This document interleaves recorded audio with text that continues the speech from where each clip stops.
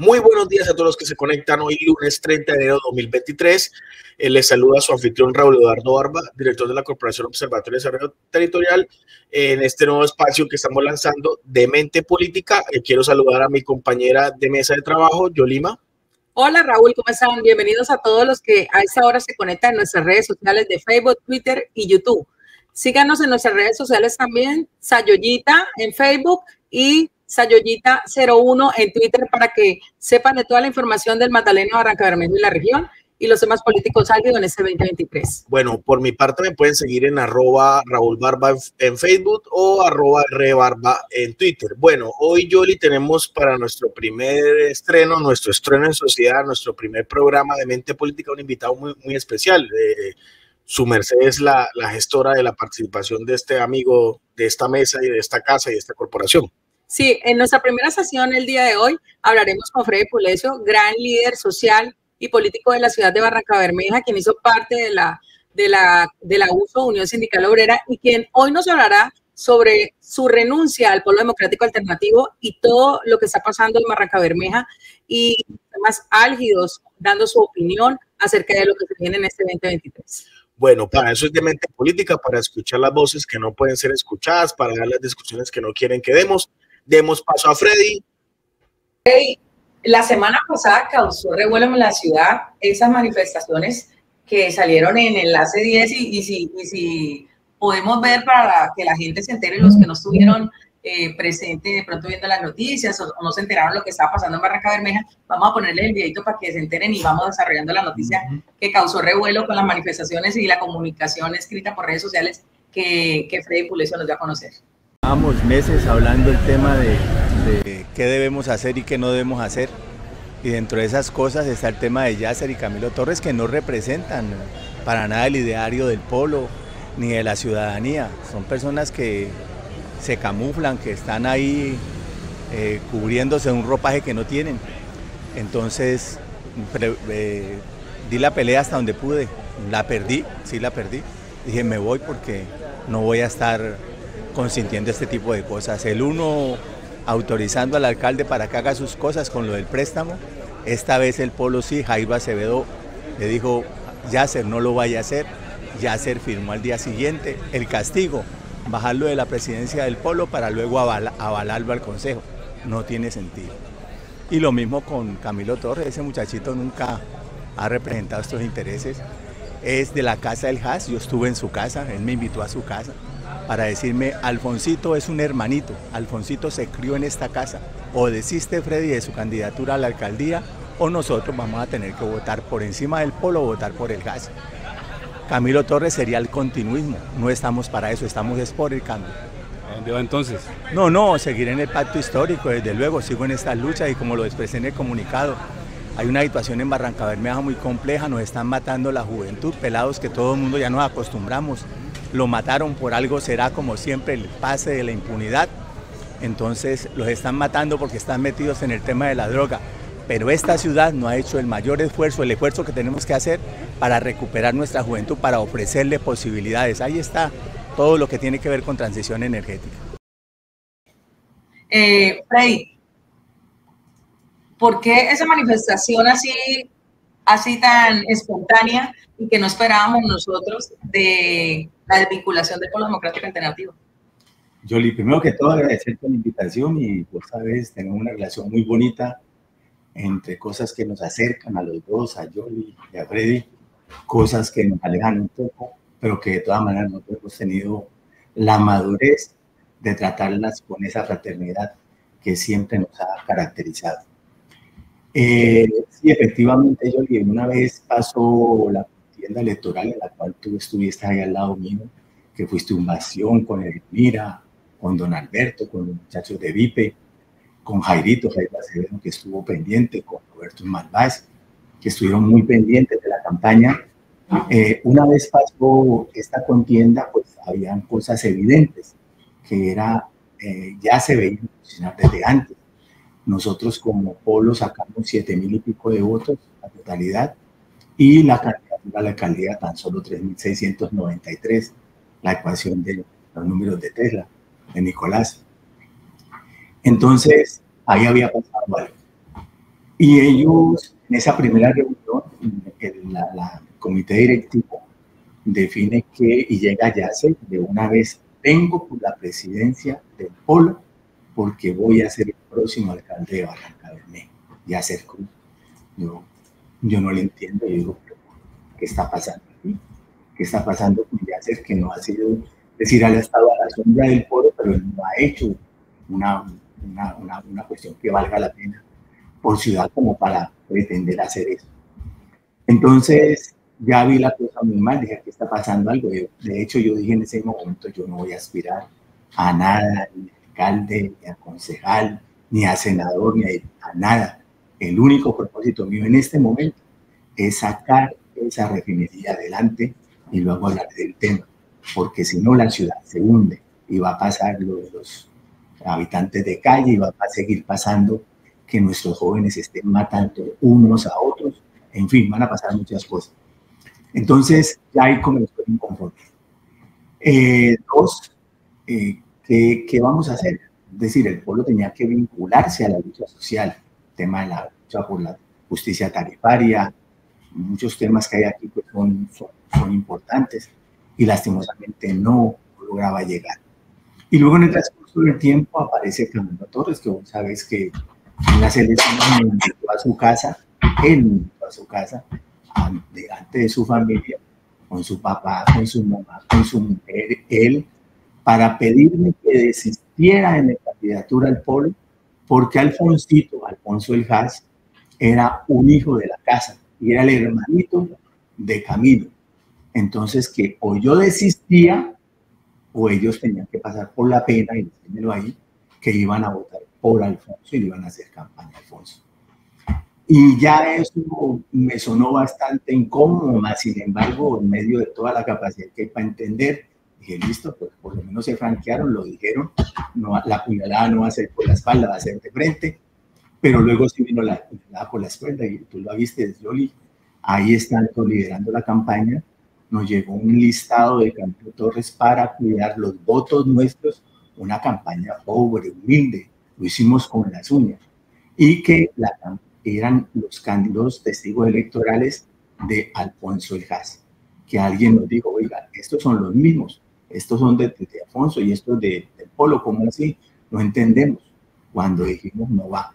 Entonces, demasiada bajeza, ellos con el poder y nosotros con las uñas haciéndole y haciéndole esas trapisondas, pues no va.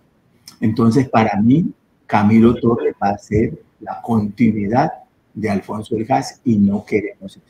Nosotros estamos por trabajar por un cambio, porque esta ciudad tenga proyección, porque esta ciudad le diga al país todo lo que vale y cuenta, que nosotros tenemos mucho para decirle, demasiado para decirle al país, muchas cosas hermosas para construir con país. Freddy, actualmente, ¿quién está en la dirección local del Polo Democrático Alternativo? Para que la gente se entere, porque pues muchos desconocemos. Está Camilo, está Jairito Salvacedo, mi pobre, yo Jairito lo estimo mucho, él estaba andando ahí. De hecho, nosotros tomamos una decisión, ¿qué hacer con Yasser? Entonces a Yasser nunca se le había orientado nada, dijimos esta vez vamos a marcarlo, nos pusimos con Jairo, vamos a marcarlo, es decir, no va a hacer lo que quiera, sino que vamos a decirle qué pasa. Jairo acucioso en las cosas, Jairo Acevedo, cuando vino lo del préstamo de los 60.000 millones de pesos, le dijo, usted no va a votar por eso, y lo coordinó ante la dirección regional del Polo, se lo llevó para Bucaramanga y lo comprometió que él no iba a aprobar eso. Pues al día siguiente llegó. Terminó votando afirmativamente. Por encima del Polo, y esta vez ya clarito. Porque no es que, ay, no me dijeron, no. Él lo sabe por un lado, pero además se le dijo. Entonces, eso le costó la presidencia, porque hasta ese momento el presidente del Polo acá era Yasser Cruz, y la toma Jairo Acevedo. Pero yo digo, eso da para discusión, para que luego entonces sí lo bajo de la presidencia, y entonces lo avalo nuevamente como concejal, no va, que fue lo que hicieron.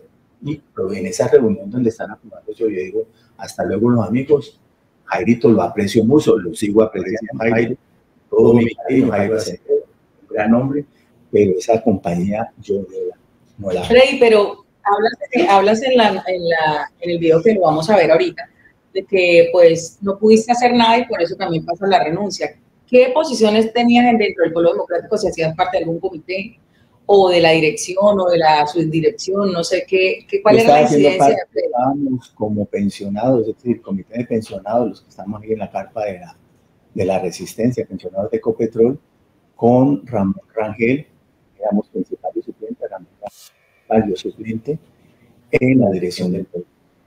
Y pues lastimosamente no hubo ese acompañamiento, es decir, no hubo oídos para este tipo de situaciones. Y cuando uno llega a una situación de esas, que estás viendo que pasa el tiempo, que pasan las cosas, y llegas a ese punto final donde dos personas que no nos representan terminan siendo avalados para ese cargo, nuevamente concejal, y para la alcaldía, digo, aquí ya no hay nada que hacer, mis amigos, qué pena, tengo que ir. ¿Ponemos el video? Listo, vamos a ver el video. Hablando del tema de qué debemos hacer y qué no debemos hacer. Entre estas cosas está el tema de Yasser y Camilo Torres, que no representan para nada el ideario del polo ni de la ciudadanía. Son personas que se camuflan, que están ahí cubriéndose de un ropaje que no tienen. Entonces, el problema, yo creo que podemos continuar. Sí.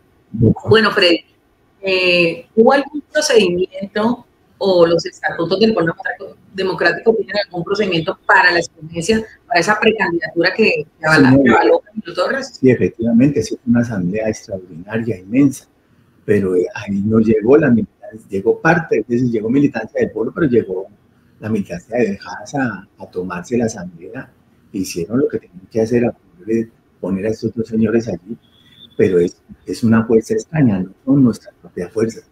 Entonces, sí, aparentemente una asamblea democráticamente toma el tema, pero ¿qué hay en el trasfondo? No, eso no es así. Entonces, yo vi venir eso, y días antes de la misma asamblea, digo, me voy, porque ya esto se lo tomaron. ¿Y qué es lo que veo yo? Que están intentando que el pacto histórico, que más allá del pacto histórico, todos quienes hemos estado en esta lucha social, política, histórica, que a veces nos encontramos, que a veces nos enfrentamos de manera descarnada y que pues no debe ser así, pero que estamos en esta senda y caminamos, quieren a toda costa impedir que nos podamos encontrar. Entonces Camilo ya aparece como un obstáculo, Camilo Torres aparece como un obstáculo del polo para el pacto histórico, porque allí la ciudad sabe, pues Camilo Torres no es una persona que se identifique o que haya estado en estos caminos de la vida. ¿Participará en la consulta del pacto histórico el candidato del Polo Democrático? Tendrá que participar, desde luego. Sí. Ya, tendrá que participar. Entonces Freddy, eso va a enredar las cosas allí. En el video de enlace, su merced hacía referencia a que había procesos internos disciplinarios contra Camilo Torres cursando. ¿A qué hacía referencia? No, lo que estoy planteando en el video es que no se debe avalar ese tipo de situaciones, porque yo realmente de conocer de cosas de procedimiento interno del polo, no, con Camilo no. O sea, Camilo no tiene ninguna denuncia de ningún tipo interno del polo por temas internos. Hasta donde yo conozca, okay. No, lo que digo es por una apreciación personal, y no es una cuestión de personas, es que esto trasciende. Es un poco la discusión que tengo con la USO, con Edwin Palma, cuando me dicen, es que usted tiene una vaina personal con Edwin. No, es que yo viví con Edwin Palma y con César Rosa, ir a los foros de San Vicente, de San Martín, rogarles por el camino, por favor, no vayan a avalar los pilotos de fracking. No, vamos a hacerlo con esa arrogancia, y llegar ahí hay que desautorizarlos públicamente, como me tocó en la Asamblea de San Vicente y en la Asamblea de San Martín, porque me tocó hacer igual hoy. No es un problema personal con Camilo Torres, no es que me lo digo claritico, más claro no podía hacer. Y fue evidente. ¿Usted cree que con una votación de Yasser, con la capacidad que podía tener Camilo, se merecería una situación como esta? Esa era una pregunta, Freddy. Cuando uno revisa los números de las elecciones pasadas, las cifras no cuadran. Su merced sacó unos votos, el diputado sacó otros votos más que su merced, y el concejal también sacó otros votos. Entonces, cuando uno suma y uno dice, venga, ni el concejal ni el diputado apoyaron al candidato del Polo. Los números no me dan por ninguna, o si lo apoyaron, fueron como decían a uno, te mandamos un pedacito ahí, entonces le pusieron unos boticos como para no quedar mal, como para que se viera algo robusto, pero realmente la militancia, ni el concejal, ni el diputado se fueron hacia tu campaña, pues, eso es lo que en aras de la verdad, a mí ya se me invitó a 2 asambleas muy fuertes que tuvo en el sector donde él tiene fuerza, me invitó a hablar, impulsó candidato a la alcaldía, en fin, eso es lo público, pero por lo yo no estaba movido porque no se vio reflejado. Un poco lo que me pasó con la USA. Entonces, ¿cómo así que uno el día de las elecciones recuerda a Yoli? Yo en mi camionetica, en el carrito de Yoli, nosotros con las uñas y las 20 camionetas blindadas de seguridad, el esquema de seguridad de la Junta Directiva Nacional de la USA, al servicio de la campaña de Jonathan Vázquez y de El Has. Y fue lo que me dijeron a mí los muchachos, Edwin Palma, César Loza, Ludwin Gómez. Nosotros vamos a votar por el mejor postor. El caballo ganador. Por el caballo ganador. El oportunismo choto, y yo con esas cosas no comparto, no las acepto, independientemente de que sea mi persona, porque yo aquí, y lo puedo decir así públicamente, tengo excelentes relaciones con todo el mundo, porque les hablo clarito. Yo aquí con el director del partido del Centro Democrático tengo una relación personal buena, excelente, nos hablamos cara a cara, entonces no hay cosas escondidas, yo le respeto su manera de pensar, él me respeta la mía, pero que a mí me diga alguien de la USO, además formados con diplomas, doctorados, pues pucha, uno que más formado no pueden estar con un sueldo fijo, con unas prestaciones, en Ecopetrol, que no lo hacen por necesidad, sino por sinvergüenza, que me digan que le van a votar al mejor postor, no, al caballo ganador, eso es miseria política y humana. Freddy, un tema ahorita reciente, se eligió nuevamente la Junta, se votó la Junta de la USO y la Junta nueva eligió un nuevo presidente, nuevamente volvió como a ese mandato el amigo César Loza. Sí, volvió a ser mayoría azul, y para mí eso vuelve a ser preocupante. César Loza no representa para nada los intereses de los trabajadores, como lo que es Edwin Palma. Hace mucho rato se alejaron de las cosas. Y bacano hoy, un gobierno como el de Petro, hablar contra el fracking. Pero ayer lo estaban apoyando, desde la Dirección Nacional del Sindicato. Ellos convocaron una Asamblea Nacional de Delegados para que la Asamblea Nacional de Delegados dijera por ellos lo que ellos cobardemente no se atrevían, o cobardemente no, estratégicamente no se atrevían a decir. Porque si en ese momento hubieran dicho no al fracking, ellos no tendrían la oportunidad de estar con el gobierno Petro. Y eso, el caballo ganador era el gobierno Petro, como efectivamente. Freddy, ¿para dónde te vas? ¿Para dónde vas a llevar ese conocimiento, esa experiencia? ¿A qué partido te vas a inscribir? ¿Vas a apoyar al Pacto Histórico en su consulta? ¿Vas a apoyar a los candidatos del Pacto Histórico? ¿Qué va a hacer Freddy Pulecio de ahora en adelante? Son dos cosas. En lo político voy a seguir fortaleciendo el Pacto Histórico, voy a estar ahí con todos los hierros, creo que es una buena opción, e intentando acercar esas diferencias. Yo de Yoli no me voy a separar, voy a estar allí en medio de que... bueno, con el nuevo partido, y con el nuevo partido, mi amor, ahí estaremos intentando, porque tenemos una relación muy bonita, nos decimos las cosas con cariño, entre otras cosas, y por eso acepté inmediatamente, me dijiste, acepté la invitación. Eso en lo político, fortalecer el pacto y fortalecer un espacio mucho más sólido que nos permita sacar esta ciudad adelante. Y lo otro, mi propósito personal ya con todos los hierros es que esa refinería se transforme, se modernice. No la modernización pasada, sino la modernización que hoy se requiere de cara a la transición energética. Que produzcamos hidrógeno, que produzcamos nanofertilizantes, que hagamos del Magdalena Medio la segunda despensa agrícola del país. Y aquí hay una vaina muy dura de ciudad. Los pelados se están matando entre ellos. Y la ciudad estamos todos mirando. Por algo era mafiosos, se volvió justificante simplemente decir tiene antecedentes. Sí. Pareciera que la pena de muerte se hubiera instituido en la ciudad porque todos, o sea, y uno entiende la lógica, sí, hay un tema de delincuencia desbordado, pero no puede ser que cada vez que hay un muerto, digamos, tiene antecedentes. Son y no es un alias. O es un alias. Sí, obviamente hay unas deficiencias del sistema judicial, hay bandidos en la calle, pero yo no sé en qué momento aprobamos la pena de muerte en Barranca, porque es que, y yo lo he dicho públicamente, Freddy, y lo vuelvo a decir en esta mesa, aquí lo que hay es una limpieza social. Y la policía se está quedando montada viendo hacer, porque es limpieza social, Freddy. O sea, ¿qué pienso de eso? Pienso que, uno, son nuestros hijos, son los nuestros. Aquí no están matando otros, son los hijos de Barranca Bermeja, son sus jóvenes. Y la berraquera que da es que nosotros como adultos, como mayores, no hemos tenido la berraquera, el coraje, el entendimiento, la sabiduría de brindarles otra oportunidad.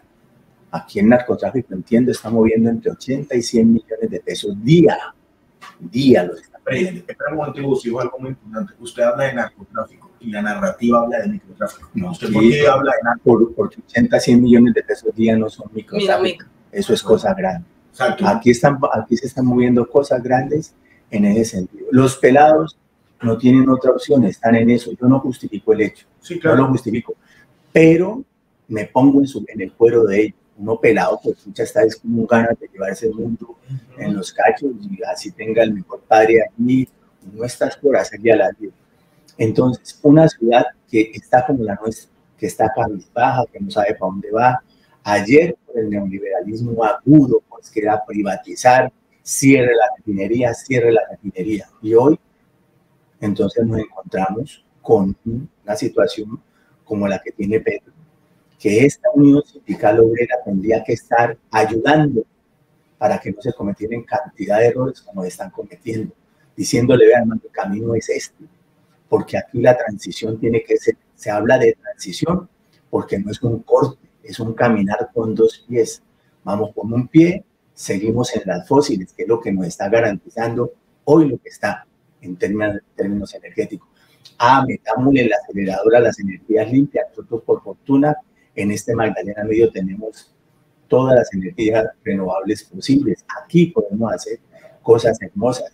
Ahí te hago una pregunta. Y llegar a refinería, hacer la sinergia entre energías limpias y entonces que en refinería no se queme más gas como combustible, como energía de la refinería, sino que entremos a hacer los procesos con energía solar o con otro tipo de energía para producir hidrógeno. Freddy, hay una pregunta y es algo que yo he manifestado en otros espacios y te la transfiero a ti. Nosotros somos una ciudad industrial. Aquí hay un conocimiento, un know-how, como diría el gringo. Sabemos hacer industria, sabemos mover fierros. Estamos hablando de transición y uno esperaría que esa ciudad industrial estuviera formando su capital humano, que no me gusta esa palabra, pero pongámosla, en ciencia y tecnología para la transición. Pero uno escucha a Freddy, lo que hablan es, y eso es válido. Yo sé que aquí me va a quedar medio mundo. Estudiamos chef, no sé qué, mensajería, repostería, y yo no sé, yo soy de los que creo que a la ciudad no nos va a poner otra vez en la cima ni la repostería, ni el turismo, nos va a poner la capacidad de volver a la industrialización, esa transición, que aquí estemos pensando en ciencia y tecnología hacia la transición, pero no veo esa, o sea, uno no ve por ningún lado aquí que están hablando de cómo cocinamos mejor. Sí, y eso es importante, Freddy, pero cuando uno mira las cifras de economía, deberíamos estar pensando en lo que tú dices, en hidrógeno.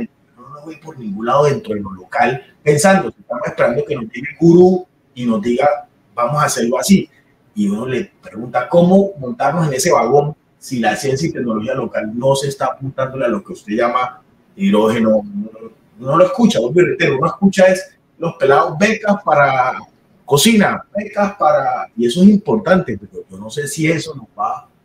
Y disculpen esa, pero nos va a sacar de pobres, pues. Yo creo que, es decir, válido todos los estudios que se hagan, son válidos, pero aquí lo que tú dices, hay un centro. ¿Qué ha caracterizado a Barranca Bermeja históricamente? Ha sido esto, hemos tenido refinería, fertilizantes. Fertilizantes nos lo acabaron, las refinerías la han ido menguando, mitigando, marchitando, nos corresponde revivirla. Turismo con estas fuentes hídricas, la ciénaga Miramar clama al cielo y está aquí. Entonces nosotros vemos los indigentes ahí, pero miremos la ciénaga también, que esa ciénaga no nos produce escozor, no nos da vergüenza, esa produce vergüenza.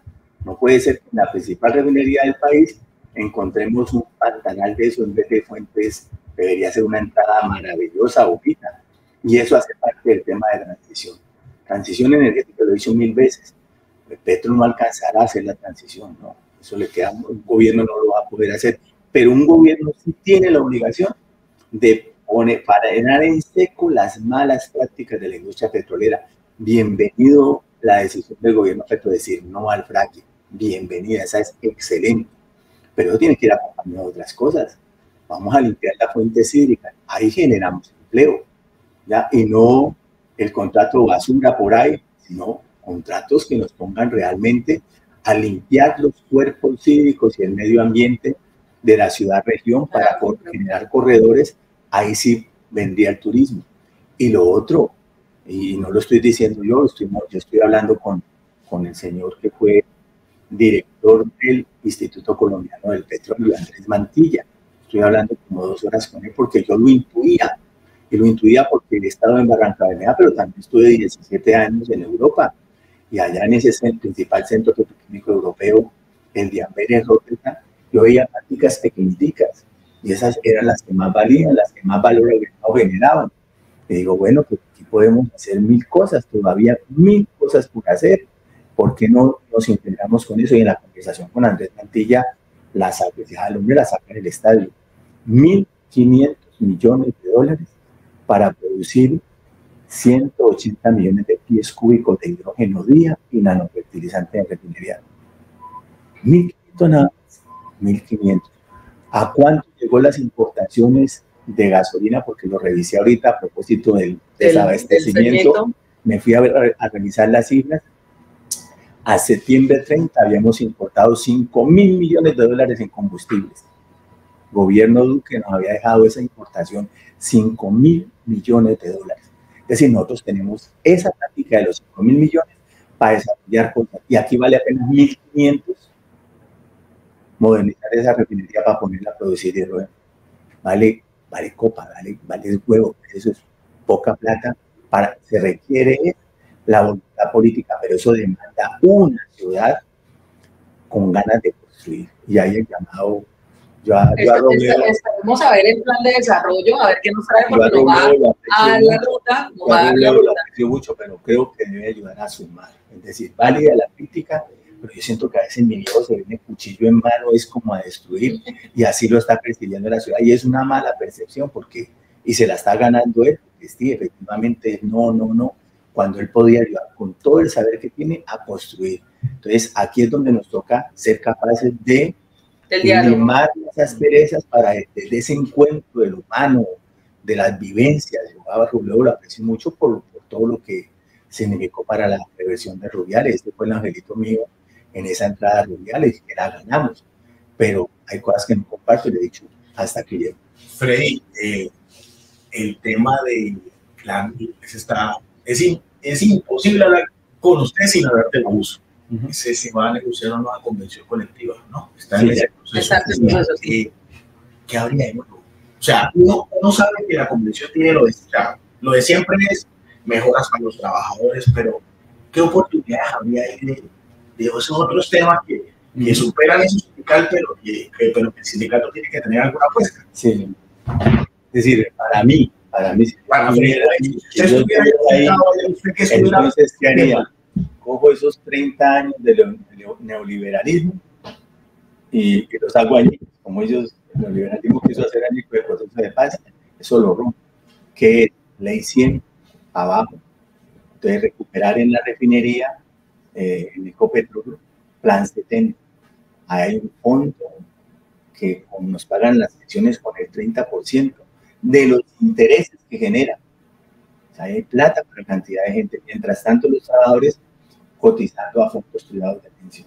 ¿Eso qué es? Eso es una basura. Esa plata nos la van a quitar, nos la van a robar a nosotros, incluso los pensionados, y en un momento nos van a decir, oigan, mi viejito, cuando ya estemos por ahí de 80, 85, mi hermano le quedan 5 años de vida, aquí está la plática y se va. La plática la van a robar. Entonces, recuperar eso. ¿Qué debería hacer? También en la huelga del 2004 nos acabaron el artículo 2 y 3. ¿Qué pienso yo de la Comisión en este momento? Es un decálogo maravilloso de derechos que no se sin implementa. destinatario. Sin destinatario. Es que sobre ¿Por eso qué? quería hacer no hablaste de un tema, derechos humanos. Yo estuve revisando la convención precisamente y hay un capítulo hermoso que habla, un capítulo de, no sé qué, derechos humanos, pero uno no ve ahí sino un enunciado muy bacano, pero eso con que se mastica, con que se come, como que quedó ahí enunciado una política de derechos humanos sindical, pero no dice más.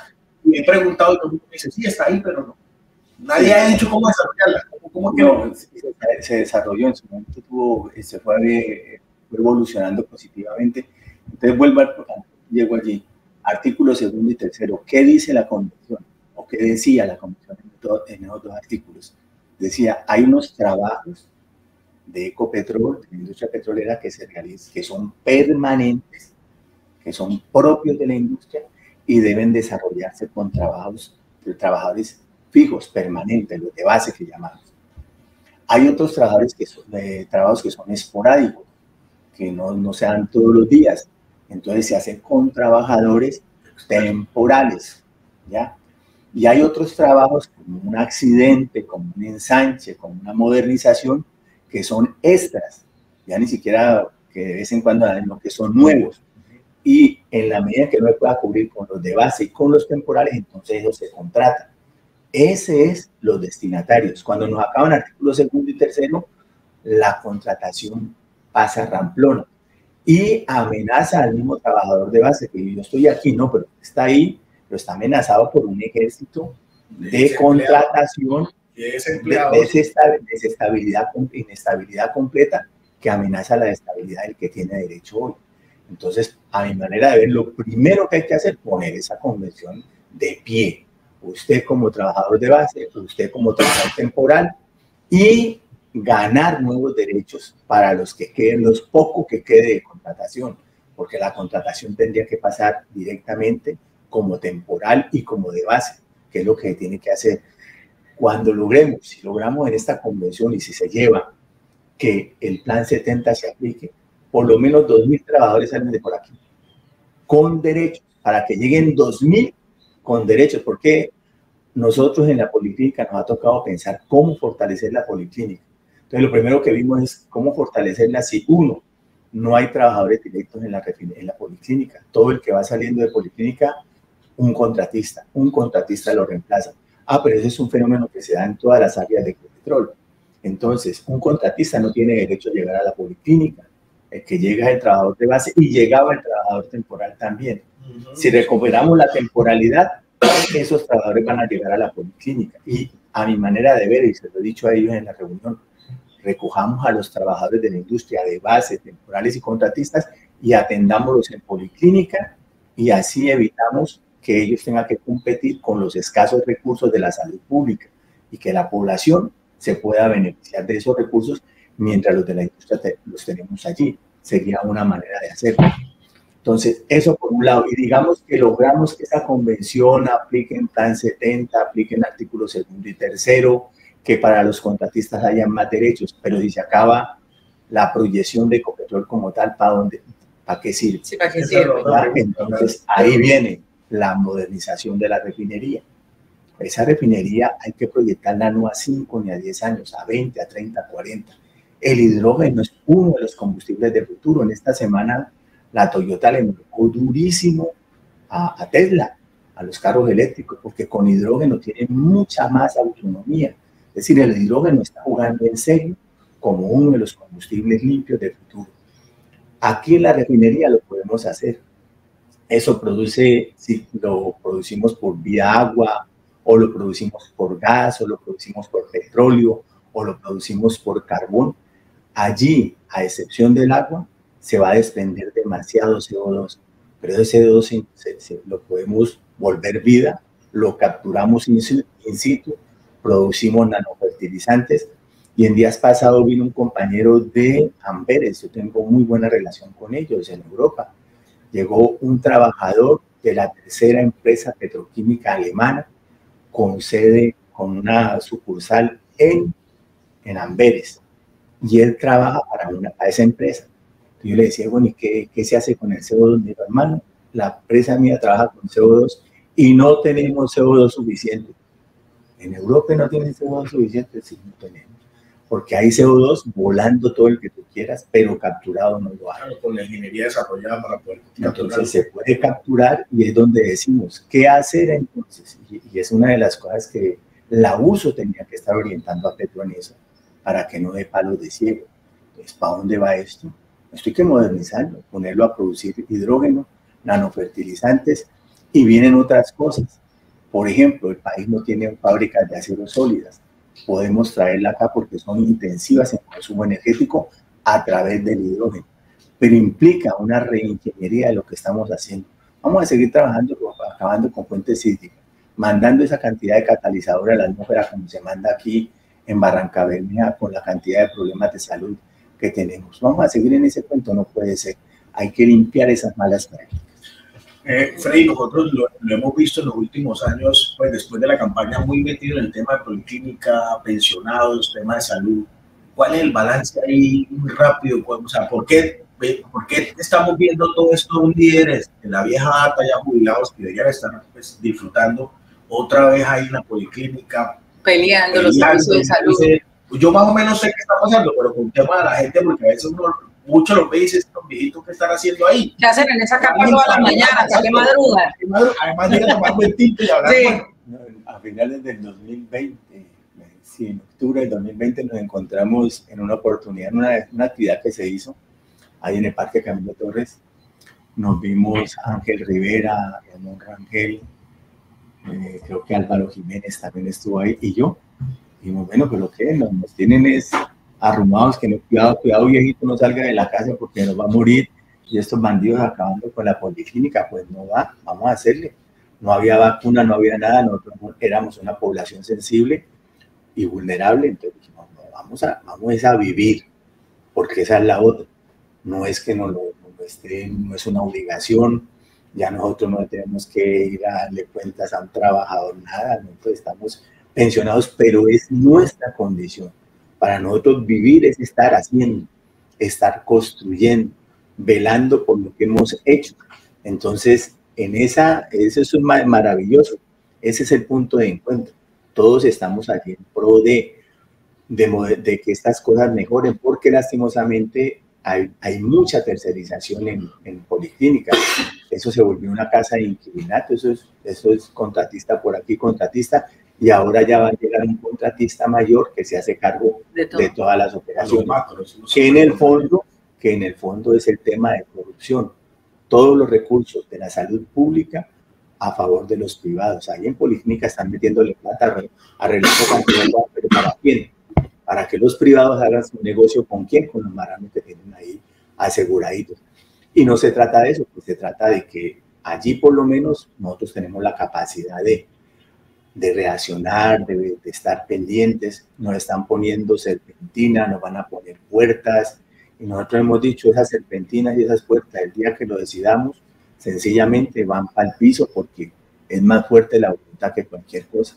Que ahí está la tenacidad. Yo realmente no es que esté yendo permanentemente, estoy, los acompaño, que el boletín, que la reunión, que el concebir, que cómo le hacemos, pero escucha, yo me quito el sombrero con compañeros como Ramón Rangel, como el Pato Jiménez, como Waldo Núñez, como Heriberto Santos, que están ahí a las 4:30 de la mañana, llueva, truene, relampaguee, le están haciendo.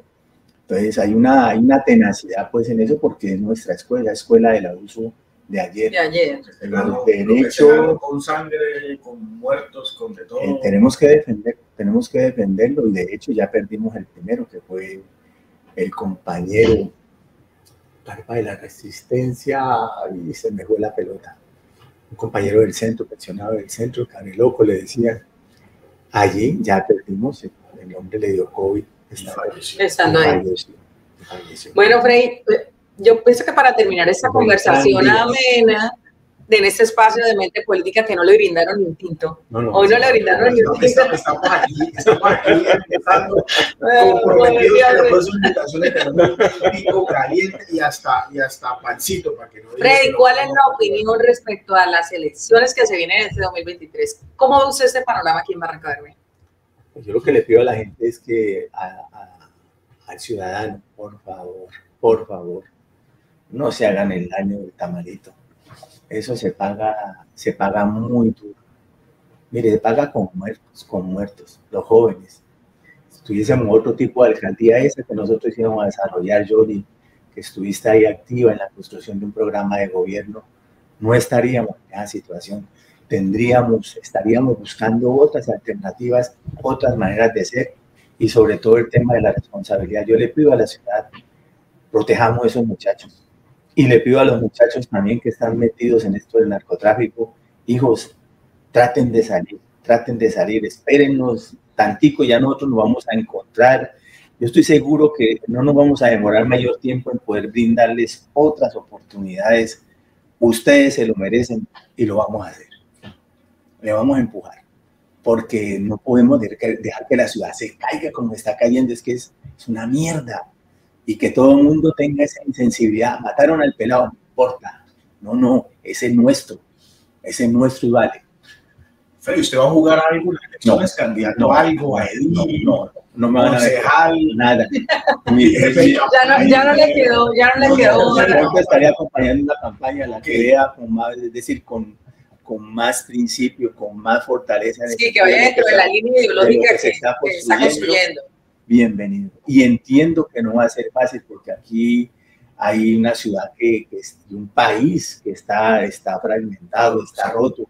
Eso que está pasando en el pueblo es entre una institucionalidad que venía, cuadros que venían de una institucionalidad con un pensamiento neoliberal y un Gustavo Petro que les dice, hermano, los necesito, ustedes pueden jugar, pero van a jugar de esta manera, sienten que las cosas no son así. Y comienzan a poner frenos. Carolina Corcho hace una gestión extraordinaria, hombre, me le quito el sombrero a esa vieja, ¿ya? Con Irene es culpa nuestra, la Unión Sindical Obrera y estos viejitos que no hemos tenido la sabiduría de saber llegar allá, pero a Petro hay que hacerlo llegar, hacerlo que baje, que entienda que las cosas no son en la rigurosa, que hay que poner, y yo entiendo que Petro tiene ganas de hacerle, de construir, pero entre todos tenemos que ayudar a que eso se dé. Entonces, esta ciudad juega en lo local necesariamente, en lo regional igual. Ustedes saben lo que es de poner esa Magdalena medio, quitarle el peso del fracking y ponerlo a hacer la segunda despensa agrícola del país. Pucha, quedamos hechos rey. O que podamos lograr aquí desarrollar siderurgia, nanofertilizantes, el hidrógeno. Bonus track, ¿de acuerdo con la creación del nuevo departamento? ¿O no? ¿O hay ahí como unas diferencias en eso? Yo siento que ese es un camino muy engorroso, que tiene muchas... Largo, tortuoso. Sí. Largo y tortuoso. Pelea de las y que es más que todo desgastante. Pueda que sea justo, pero es muy desgastante. Y yo les digo, bueno, por ejemplo, lo que decíamos, yo les recuerdan cuando nos sentábamos a pensar la ciudad que dijimos en un momento dado. Nosotros con don Alberto, con ustedes, con ese equipo que teníamos, podríamos garantizarle a la ciudad un manejo pulcro de lo poco de finanzas que quedaba. Pero era suficiente, dijimos, no es suficiente, es necesario que esta ciudad defina qué pasa con esa refinería, defina qué pasa hacia el futuro, diversifique su economía, genere posibilidades, porque no podía ser solo para unos cuantos, tenía que ser para todos.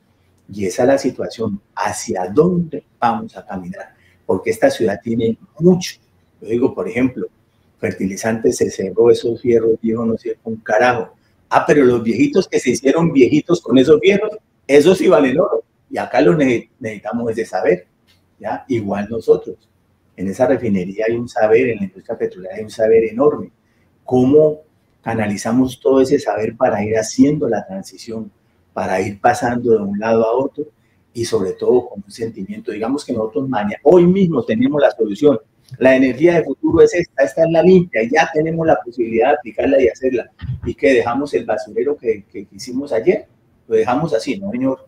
Una transición energética seria pasa por reponer todo este tema del daño ambiental que se ha hecho con los hidrocarburos. Y ahí hay posibilidades de empleo también enormes. Lo que tienen es que haber voluntad también y recursos. Poner la platica. Poner la platica que implica voluntad. Bueno. Freddy, muchísimas gracias de tenerlo en nuestra primera sesión de Demente Política. O sea, hablamos de todo. Sí. Y también hablamos de lo que viene. Y mira, y el tinto, que lo que vamos viendo para la próxima. El besito a Yoli, porque con él más yo no quiero ver nada. A toda la audiencia, agradecerle enormemente que hayan escuchado a Freddy, que nos hayan escuchado a nosotros. Les recordamos nuestras redes sociales. En Facebook me pueden encontrar como Sayollita y en Twitter Sayollita01 para que nos sigan y se informen de lo que pasa en Barranca Bermeja y la región. Raúl. Bueno, sí, muchas gracias a los pocos que se conectaron. Estamos empezando, sabemos que hicimos publicidad, no nos regañen, es un ejercicio que estamos haciendo que creemos que es necesario para comunicar. Freddy estará una vez más, creo que lo vamos a tener muchas veces como invitado. Siempre va a haber un tercer micrófono, Yolima. Siempre. Un tercer micrófono activado, un visitante o otro periodista amigo. Creemos que hay que abrir voces. Yolima me decía que tenemos que traer a alguien de la derecha. De la derecha, porque aquí estamos centro, izquierda. Queremos que sea una mesa donde podamos hablar de todos esos temas de ciudad. Por ahora solamente lo haremos una vez a la semana, todos los lunes, en su efecto martes y lunes festivo. Si nos va bien y si la audiencia no recibe, pues estaremos ampliando la capacidad para hacer 2 veces. Y pues si esto nos va bien, pues haremos un ejercicio diario. Si nos da aquí las madrugadas y los tintos, porque nos va a tocar comprar una tintera bien grande. Gracias a todos los que se conectan. Gracias, Freddy, por venir, por regalarnos esta horita de tu tiempo. Gracias, Yolima, por acompañarnos. Y nos despedimos. Chao. Hasta luego. Gracias. Chao, chao.